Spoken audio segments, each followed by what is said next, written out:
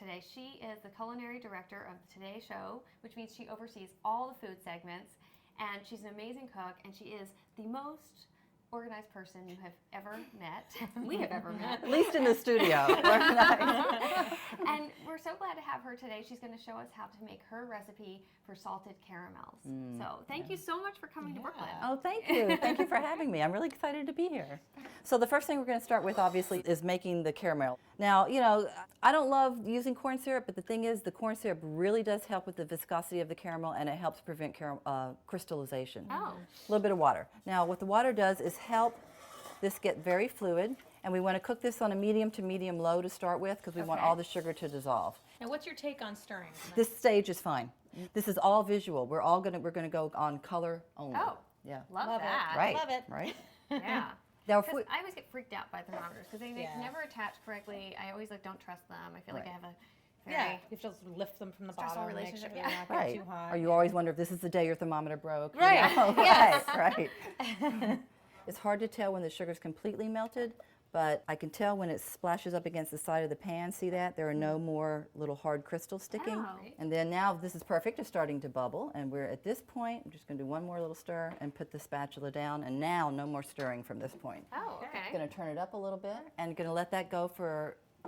One time I did it, it was 10 minutes, it was ready. Another time it took 15, so it depends on how much humidity is in the air. Now it's going to stay white for a while, and then suddenly you'll see it'll start to darken around the edges.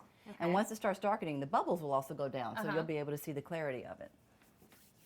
So that at this point you can just do a little bit of a swirl to even it out a little bit, and then put it back on and let it keep going.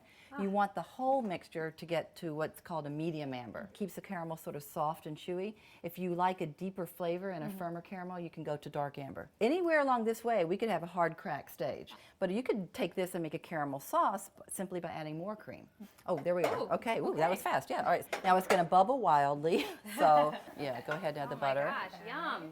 And then the pinch of salt goes in at this point. Yeah, Sorry. isn't that? So just stir slowly, and it'll eventually dissipate. It was seriously hot. This Just is- tipping the butter in. Wow. Yeah. Right. Okay, at this point you can pour the vanilla in. And the pan is prepped, lined with a couple of pieces of foil, lightly buttered. Yeah, just it all goes in. It'll even itself out.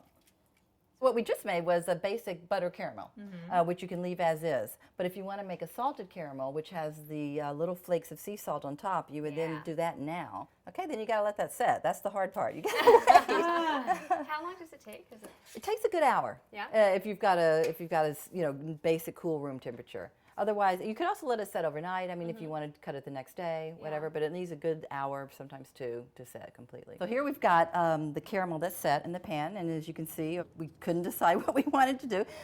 And what's great about the foil is you can just lift it right out of the pan. The pan stays clean. You open it up like this, and sometimes actually this is doing pretty good. But if the knife is sticking, you could take some of that softened butter that you used on the pan and just run it right along the edge like that. Great trick. And then when you cut, then we'll cut the salt section. You remember sugar daddies? Yeah. On the on a stick. Well, you can make those. You simply cut the caramel into bigger pieces, like triangles, just because it's fun. You insert a lollipop stick, and then if we wanted to, we could dip it in chocolate and make a sugar mama. If we wanted to, you know. Yum. So, and then you just put it on a sheet tray and let it set. That is in the gorgeous. fridge. And then I they go love like that. That's fun. Great. I love it.